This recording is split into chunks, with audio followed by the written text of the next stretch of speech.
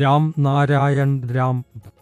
ഈ ലോകത്ത് മനുഷ്യൻ നിർമ്മിച്ച ഭരണഘടന മാറേണ്ടതുണ്ടെന്നതിൽ സംശയമില്ല. പുതുതായി ഒരു ഭരണഘടന രചിക്കണം. ഭൂമിയിൽ എല്ലാവരും ഒരുമിച്ച് ജീവിക്കാൻ കഴിയുന്ന തരത്തിൽ ഒരു സംവിധാനം വേണം. എല്ലാ മതങ്ങളെയും ജാതികളെയും ഒരേ തരത്തിൽ കാണണം. ജാതിയുടെയും ഉയർന്നതാനുമായ വ്യത്യാസങ്ങളില്ലാത്ത ഒരു ലോകം വേണ്ടതുണ്ട്. നമ്മൾ പ്രകൃതിയിൽ നിന്നു ഇതെല്ലാം പഠിക്കാത്തത് എന്തുകൊണ്ടാണ്? പ്രകൃതിയുടെ നിയമങ്ങൾ നമ്മൾ പിന്തുടരാത്തത് എന്തുകൊണ്ടാണ്? ദിവസം രാത്രിയായി മാറുന്നതുപോലെ സൂര്യനും ചന്ദ്രനും നക്ഷത്രങ്ങളും പ്രകൃതിയുടെ നിയമങ്ങൾ അനുസരിച്ച് പ്രവർത്തിക്കുന്നു. പിന്നെ മനുഷ്യർ അതുപോലെയായിക്കൂടെ? എല്ലാവരും തങ്ങളുടെ പ്രശ്നങ്ങളെക്കുറിച്ച് ദുഃഖിക്കുന്നു, പക്ഷേ പരിഹാരം എല്ലാവരുടെയും കയ്യിലുണ്ട്.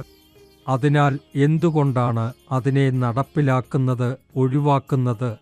എല്ലാവർക്കും അറിയാം നാശത്തിൻ്റെ കാരണങ്ങൾ എന്താണെന്ന്. എല്ലാം പഠിച്ചവരാണ്, ബുദ്ധിമാന്മാരാണ്, വിദ്യാഭ്യാസമുള്ളവരാണ്. ലക്ഷക്കണക്കിന് വർഷങ്ങൾ മുമ്പ് ആരും ഒന്നിനും ഉടമകളായിരുന്നില്ല. എന്നാൽ മനുഷ്യന്റെ ചിന്ത, ബുദ്ധി, ആലോചന എന്നിവ വർദ്ധിച്ചപ്പോൾ സ്വത്തവകാശം എന്ന ആശയം വന്നു. പ്രശ്നങ്ങൾക്ക് പരിഹാരം കാണണമെങ്കിൽ മനുഷ്യർ ആകാശത്തേക്ക് നോക്കണം, അവിടെ സംഭവിക്കുന്ന കാര്യങ്ങൾ മനസ്സിലാക്കണം. അവിടെയും ഒരു നിയമമുണ്ട്. അതിൻ്റെ പ്രസക്തി മനസ്സിലാക്കണം, കേൾക്കണം, ഭൂമിയിൽ നടപ്പിലാക്കണം. പ്രകൃതിയിൽ ഉള്ള സംവിധാനം ലോകത്തെ എല്ലാവരും ഒത്തുചേർന്ന് ചിന്തിച്ചാൽ, ചർച്ച ചെയ്താൽ, ആലോചിച്ചാൽ പരിഹാരങ്ങൾ കണ്ടെത്താനാകും. എല്ലാവർക്കും ഒരുപോലെയുള്ള പ്രകൃതിയെ അനുസരിക്കുന്ന ഒരു ഭരണഘടന നിർമ്മിക്കണം. പ്രകൃതിയിൽ ആരും ഉടമകളല്ല. എന്നാൽ ഇന്ന് ഉള്ള ഭരണഘടനയും രാഷ്ട്രീയ കക്ഷികളും എല്ലാം മനുഷ്യനിർമ്മിതമായവയാണ്. ഈ മനുഷ്യനിർമ്മിത വ്യവസ്ഥകളെ മാറ്റേണ്ട സമയം എത്തിയിരിക്കുന്നു. ഞാൻ ഇന്നും എല്ലാവർക്കും ഒപ്പം നടക്കുന്നു. എല്ലാവരും ചേർന്ന് ജോലി ചെയ്ത് ജീവിതം നയിക്കുന്നു. ഞാൻ ഒരിക്കലും ആരിൽ നിന്നും പണമെടുത്ത് പാർട്ടില്ല. എനിക്ക് ഒരു കൂട്ടായ്മയുണ്ട്.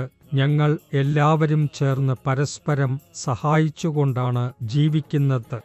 അതുപോലെ എല്ലാവരും ഒന്നിച്ച് ശബ്ദമുയർത്തണം. ജന്മാവകാശം എന്ന നിലയിൽ എന്തൊക്കെ നമുക്ക് കിട്ടേണ്ടതാണോ അത് ലഭിക്കണം. മതവും ജാതിയും മറികടന്ന് നമ്മുടെ മഹാഗുരു എല്ലാ കാലത്തും ഒരേ പാഠം പഠിപ്പിച്ചു. ഈ ഭൂമിയിൽ ജനിച്ച എല്ലാവരും തുല്യരാണ്. എല്ലാവരും ആകാശത്തിൻ്റെയും ഭൂമിയുടെയും പ്രകൃതിയുടെയും മക്കളാണ്.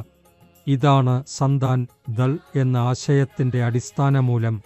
ഇവിടെ ഒരുമിച്ചുള്ള സമത്വം നിലനിൽക്കും. ആരെയും വൽക്കരിക്കുകയോ അവഗണിക്കുകയോ ചെയ്യില്ല. മഹാഗുരു പറഞ്ഞത് പ്രകൃതിയാണ് ഏറ്റവും വലിയ ശക്തിയെന്നും ഇതെല്ലാം ആകാശവും ഭൂമിയും നൽകിയതാണെന്നും. നിങ്ങൾ ഒരിക്കലും ആലോചിച്ചിട്ടുണ്ടോ? സൂര്യൻ്റെ മതം എന്താണ്? ചന്ദ്രൻ്റെ മതം എന്താണ്? കാറ്റിന് മതം എന്താണ്? ആകാശത്തിന് ഒരു ബാങ്ക് അക്കൗണ്ട് ഉണ്ടോ? സൂര്യനും ചന്ദ്രനും കാറ്റും വെള്ളവും മനസ്സിലാകുന്ന പോലെ പ്രവർത്തിക്കുമോ? അല്ല. പിന്നെ മനുഷ്യൻ അവരിൽ നിന്ന് എന്തുകൊണ്ടാണ് പഠിക്കാത്തത്? ആകാശത്തിൻ്റെ നീതി എന്തുകൊണ്ടാണ് സ്വീകരിക്കാത്തത്?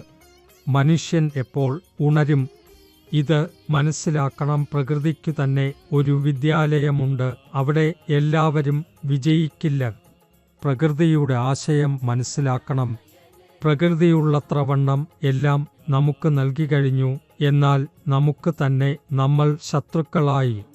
നിങ്ങളൊരിക്കലും നിങ്ങളുടെ പ്രതിഫലനം ആരാധിക്കില്ല, പക്ഷേ വിഗ്രഹങ്ങളെ ആരാധിക്കും, നമസ്കരിക്കും, പള്ളികളിലേക്ക് പോകും. മനുഷ്യൻ നിർമ്മിച്ച മതഗ്രന്ഥങ്ങളെ വായിക്കും, ആരാധിക്കും. എന്നാൽ സത്യമെന്താണ്? ആകാശവും പ്രകൃതിയും ആണ് ഏറ്റവും വലിയ മതഗ്രന്ഥം. ആകാശത്തെയും പ്രകൃതിയെയും ആരാധിക്കുക, അതിൻ്റെ നിയമങ്ങൾ പിന്തുടരുക. ഇതാണ് നമ്മുടെ ഗുരുവിൻ്റെ ആശയം, സന്താൻ ദൾ സിദ്ധാന്തം. നമ്മുടെ മഹാഗുരു നൽകിയ രാം നാരായൺ രാം എന്ന മന്ത്രം ജപിക്കൂ.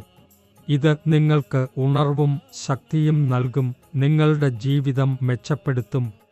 നിങ്ങളുടെ എല്ലാ പ്രശ്നങ്ങളുടെയും പരിഹാരം സ്വയം ലഭിക്കും.